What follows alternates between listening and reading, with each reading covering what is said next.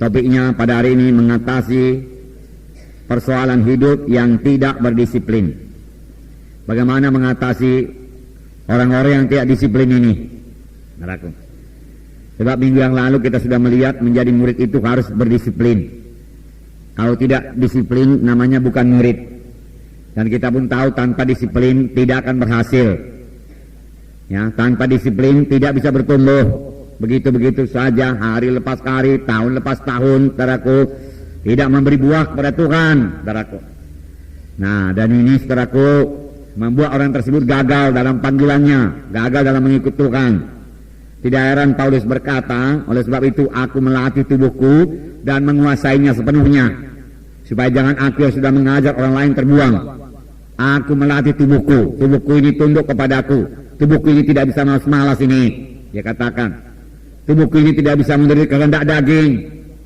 Kalau kuikuti kehendak dagingku, kemalasanku, aku akan gagal. Aku tidak berhasil, pekerjaanku terbengkalai. Tidak mau, dia katakan. Aku menguasai tubuhku ini supaya aku berhasil. Demikian Paulus berkata. Demikian juga kita, saudaraku. Amin, saudara. Ya, kalau kita tidak rajin berdoa, saudaraku, saudara, berkat kita akan sangat minim, saudaraku. Boleh jadi hari Minggu saya bawakan kepada saudara mengenai berdoa ini, saudaraku, supaya jangan malas berdoa, saudaraku. Karena kalau kamu malas berdoa, berkat tidak turun kepadamu, tidak ada padamu karena kamu tidak berdoa, firman Tuhan berkata. Ya. Nah, jadi jangan malas berdoa juga, saudaraku. Nah, saudaraku, dan minggu yang lalu, saudara, kita telah melihat, saudaraku, bahwasanya kita perlu mendisiplin diri kita di dalam merenungkan firman Tuhan, membaca dan merenungkan firman Tuhan itu haruslah itu, saudaraku. Ya. Membaca firman Tuhan, kemudian renungkan firman Tuhan, saudaraku. Terus menerus, konsisten dikatakan. Artinya dengan tekun. Tidak satu hari saja, tidak 2 hari saja. Ya, supaya kita boleh bertumbuh dalam Tuhan. Kita harus kaya dengan firman Tuhan. Dan kamu akan mengenal kebenaran Tuhan membebaskan kami, firman Tuhan berkata. Nah, kemudian kita juga harus tekun, saudaraku, dalam berdoa. Doa yang konsisten dikatakan waktu itu. 1 jam per hari, saudaraku, ya. Bersekutu dengan Tuhan, komunikasi yang 2 arah, kita mendengar suara Tuhan, saudaraku, karena Tuhan bicara kepada kita, kemudian kita mematuhinya dalam hidup kita, saudaraku. Kemudian Tuhan mendengar doa kita dan Tuhan menjawab doa kita, saudara. Lalu kita menerima hasil doa kita. Kalau kita mau berdoa, kalau kita sudah mulai berdoa dengan tekun, dengan konsisten, saudaraku, berdoa itu nggak sulit-sulit lagi. Selalu terus ada hubungan kita dengan Tuhan, saudara. Tapi kalau sudah 2 hari nggak berdoa, saudaraku, lalu masuk dalam doa, payah kali cari persekutuan dengan Tuhan pun, saudaraku. Berat rasanya. Saudaraku, bergumul lebih dahulu, saudaraku. Boleh jadi mengaku dosa dulu, saudaraku. Lalu minta darah menyucikan, baru Tuhan berikan persekutuan kepada Tuhan. Dan mengaku, mulailah kita ini rajin berdoa. Nah, kemudian saudaraku, juga kita mendisiplin diri kita supaya kita ikut kebaktian. Semua kebaktian, kegiatan-kegiatan, ya, ibadah di dalam tubuh Kristus. Kita tidak bisa memisahkan diri kita daripada tubuh Kristus, saudaraku. Menjadi orang Kristen gak bisa sendiri-sendiri, saudaraku. Kita harus, saudaraku, punya hubungan dengan tubuh Kristus, anggota-anggota tubuh Kristus yang lain, anak-anak Tuhan yang lain. Kemudian kalau kita mendisiplin diri kita, jangan malas untuk melayani, ya, jangan malas mengunjungi, saudaraku, jangan, saudara. Nah, saudara yang kasih dalam nama Yesus, saudaraku, kita semua adalah pemberita Injil, ya.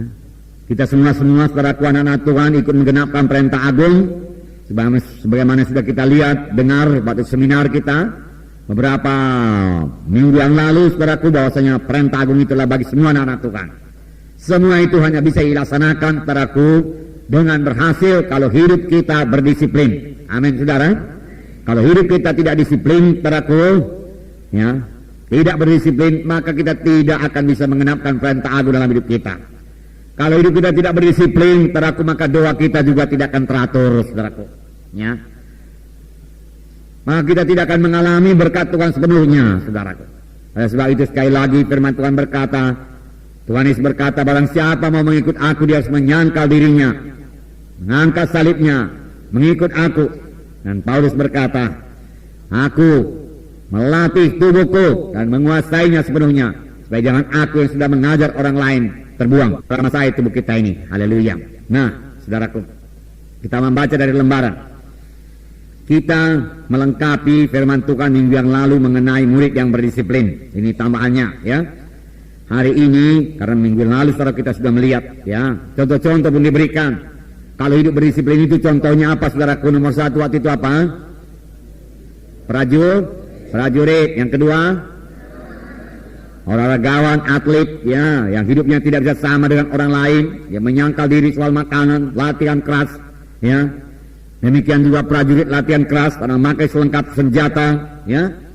Memeriksa senjata yang selalu apakah semua berfungsi dengan baik, saudaraku. Kemudian saudaraku, satu contoh lagi yaitu petani, saudaraku, yang memandang ke depan, yang punya visi ya. Jika dia bergairah mengerjakan apa yang perlu dikerjakan sekarang, saudaraku.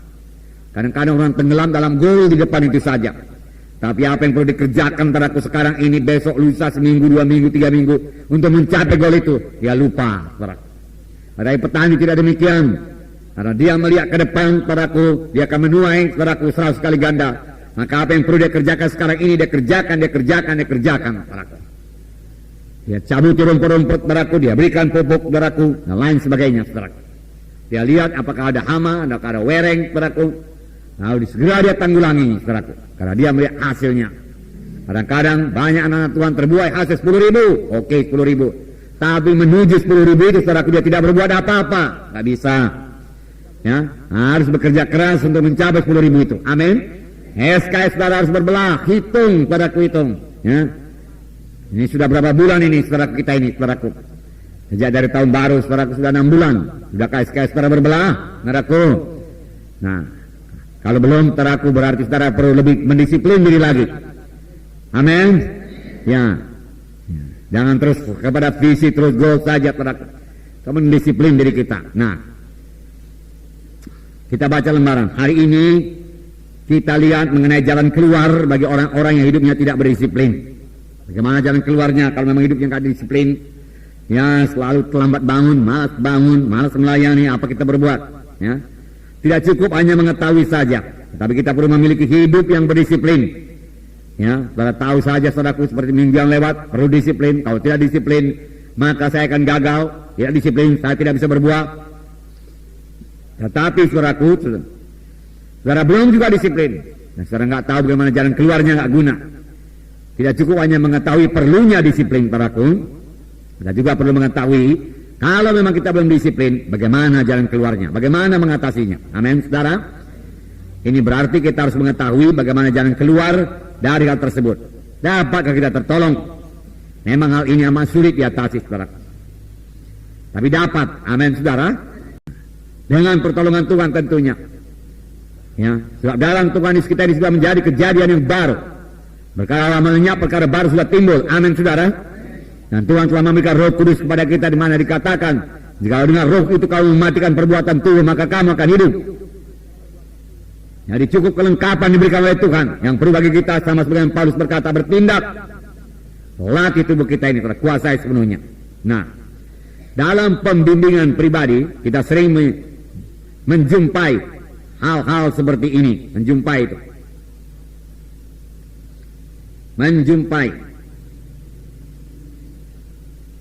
jumpa hal-hal apa ini, saudaraku? Hal-hal yang tidak berdisiplin, ya. Apa ya, aku nggak bisa bangun pagi-pagi, aku nggak bisa berdoa 1 jam, dia katakan, ya. Aku nggak bisa mengunjungi, dia katakan, nggak ada waktu ku mengunjungi, nggak ada waktu ku baca firman Tuhan. Selalu kita jumpai itu. Mengapa kalau Tuhan memberikan waktu cukup bagi kita 24 jam, 1 hari 1 malam, saudaraku?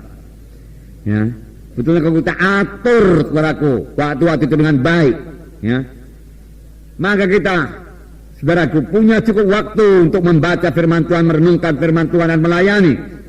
Ya, kita bisa berbuah. Karena sebenarnya untuk itulah kita dipanggil Tuhan. Nah, saudara, jadi sering kita jumpai itu, saudaraku, di dalam pembimbingan, saudaraku. Nah, sering jiwa membuat alasan. Ini memang sudah pembawaannya, sehingga mereka merasa tidak bertanggung jawab untuk berubah karakternya. Saudaraku, ya memang ini sudah pembawaan saya, sifat saya ini nggak bisa lagi berubah, dikatakan. Sehingga mereka, kalau kita saudaraku berpendapat itu pembawaan nggak bisa lagi berubah, ya, maka saudaraku itu akan terus melekat kepada kita. Padahal firman Tuhan tadi berkata, siapa yang ada dalam Kristus, ialah kejadian yang baru. Perkara lama sudah lenyap, yang baru sudah timbul. Bahkan Filipi 4 ayat 13 berkata, segala perkara aku cakap menanggungnya di dalam Kristus Yesus yang menguatkan aku, yang menolong aku. Amin, saudara. Segala perkara, segala persoalan bisa diatasi dalam Yesus Kristus, yang termasuk persoalan penyakit. Amin, saudara. Ya, karena Roh Tuhan menghidupkan tubuh-tubuh kita yang fana. Haleluya.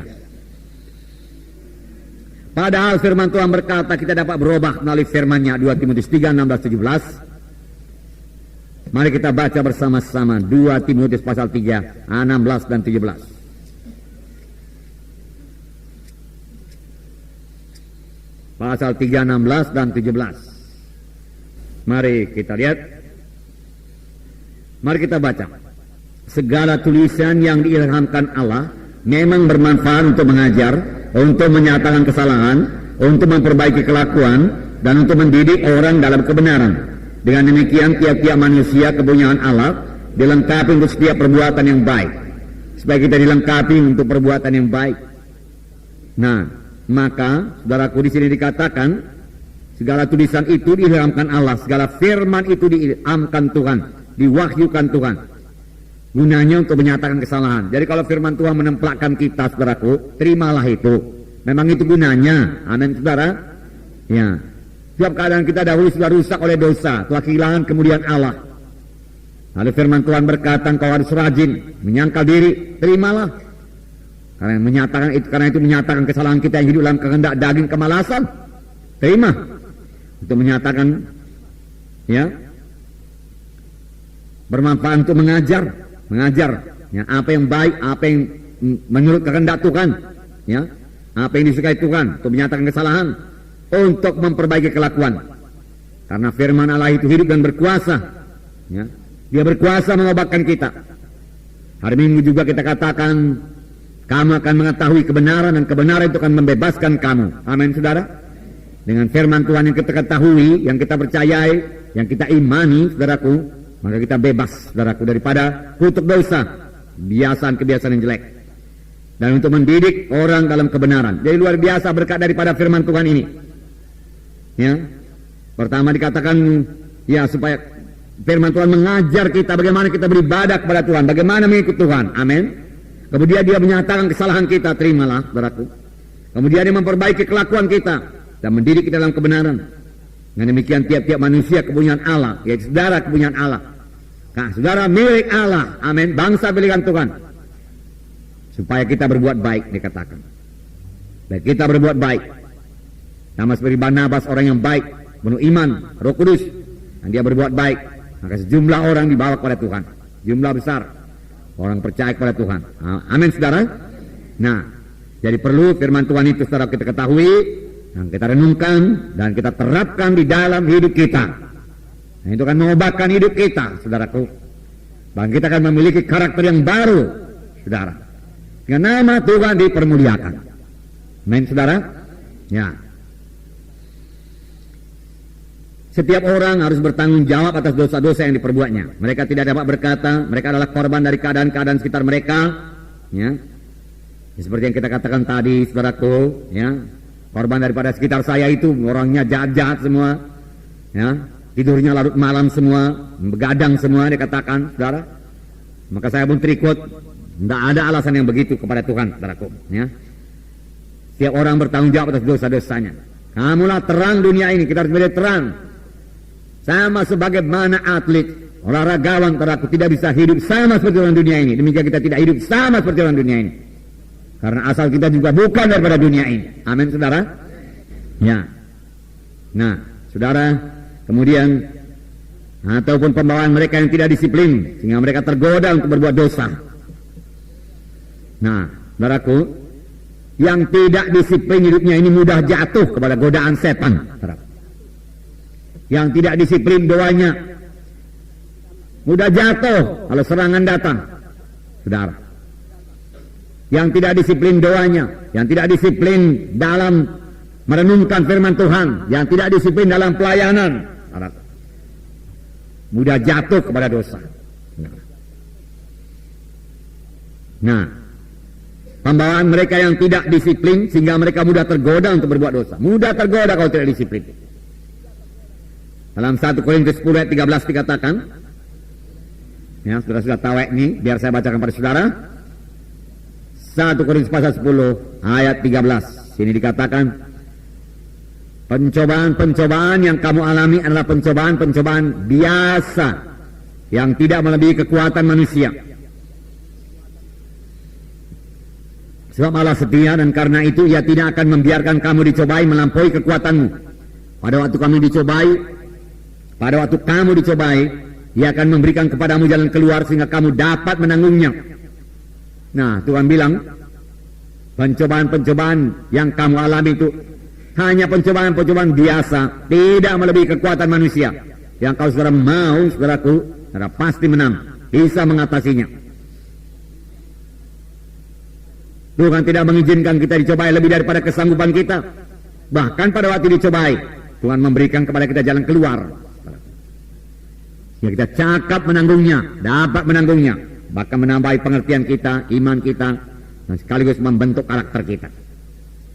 Mari kita baca lembaran. Berarti semua orang dapat keluar dari keadaan yang tidak berdisiplin itu. Bisa bebas. Bisa, saudara. Amin, saudara. Haleluya. Katakan, saya bisa bebas. Saya bisa menang.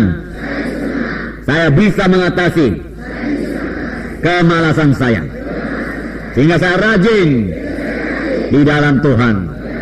Sehingga saya bisa mematuhi Tuhan. Haleluya Tuhan. Amin. Haleluya. Problema tidak berdisiplin diri disebabkan oleh dua perkara. Pertama, dia tidak menyadari perlunya hidup yang berdisiplin. Ya, ikut Tuhan selamat. Haleluya, saudara Tuhan. Selamat aja pun jadilah. Nah, ke sorga. Ya. Dia tidak menyadari perlunya hidup berdisiplin. Dia tidak tahu bahwasanya untuk berbuah perlu berdisiplin, saudaraku. Untuk sampai kepada panggilan Tuhan perlu hidup yang berdisiplin, menyangkal diri, melatih tubuh. Perlu hidup sebagaimana atlet, olahragawan, saudaraku. Perlu hidup sebagaimana prajurit, perlu hidup sebagaimana petani. Untuk sampai kepada panggilan Tuhan, tapi dia tidak mengerti. Ya, dia tidak menyadari perlunya hidup yang berdisiplin, makanya dia tidak disiplin. Entah itulah sebabnya saudaraku, firman Tuhan tadi berkata kita harus belajar firman Tuhan yang menyatakan kesalahan kita, yang menegur kita, dan kalau kita rendah hati kita bisa bertobat. Amin, saudara. Ya. Jadi yang pertama, dia tidak menyadari perlunya hidup yang berdisiplin. Itu apa dia katakan? Dia tidak tahu bahwasanya hidup yang berdisiplin itu harus, kalau dia mau berhasil. Satu keharusan, kalau mau dipakai Tuhan. Amin, saudaraku. Ya. Satu keharusan. Ya. Yang kedua, hidup tidak teratur. Ya. Hidupnya tidak teratur. Ya. Dari kecil sudah demikian. Ya, kadang bangun jam 5 pagi, kadang bangun jam 11 siang. Ya, memang hidupnya sudah begitu, nggak teratur. Saudara, kadang sekolah, kadang nggak sekolah, neraka absen, biasa saja sama dia, saudara. Tapi inilah hidup yang menuju kepada kegagalan, bahkan sudah gagal pun sebelumnya. Sebetulnya, sudah gagal pun sebetulnya. Nah, saudara, jadi hidup yang tidak teratur. Saudara, saya yakin saudaraku, hidup Tuhan itu teratur. Amin. Hidup anak-anak Tuhan adalah hidup yang teratur. Atur cara hidup saudara. Amin. Atur. Jam berapa saudara berdoa, jam berapa bangun, jam berapa makan, saudaraku, jam berapa melayani, jam berapa belajar, saudaraku. Ya. Atur, teratur. Ya. Hidup saudara akan bertambah sehat, saudaraku, bertambah sukacita, saudaraku. Saudara akan melihat hasil demi hasil, saudaraku. Kalau hidup saudara beratur, teratur. Dan saudara boleh memberikan orang lain memiliki hidup yang sama. Saudaraku, demikianlah hidup seorang murid, disciple, harus punya disiplin. Nah, Tapi perhatikan kalimat berikutnya saya bacakan pada saudara. Tapi keduanya ini disebabkan oleh kemalasan. Kemalasan ini adalah dosa. Dan ini tidak surut firman Tuhan. Firman Tuhan di bawah ini menerangkannya. Jadi malas itu bukan sekedar tabiat, kebiasaan, tapi dosa. Amin. Katakan, malas itu dosa. Malas itu dosa. Ya, betul itu. Ada nyanyi itu. Nyanyi anak-anak ya. Hah? Nyanyian sekolah minggu. Nah, oke, saudara nggak sekolah minggu nggak usah lah nyanyikan ya. Lihat, tapi ketahui aja lah. Tapi keduanya ini disebabkan oleh kemalasan. Tidak surut firman Tuhan. Firman Tuhan di bawah ini menerangkannya. Menerangkan kemalasan sama dengan dosa. Pertama, persoalan terlalu banyak tidur. Ya. Terlalu banyak. Amsal 26 ayat 14. Sudah? Ayat 14. Seperti pintu berputar pada engselnya, demikian nasib pemalas di tempat tidurnya. Ya. Ayat 15 tambah lagi. Si pemalas mencelupkan tangannya ke dalam pinggan, tetapi ia terlalu lelah untuk mengembalikannya ke mulutnya. Saudara, matilah kelaparan. Ya. Nanti kita baca ayat 16, tapi bisa kita baca sekarang ya, nanti kita baca lagi. Ayat 16. Si pemalas menganggap dirinya lebih bijak daripada 7 orang yang menjawab dengan bijaksana. Nah, 19. Amsal 19 ayat 15. Ayat 15.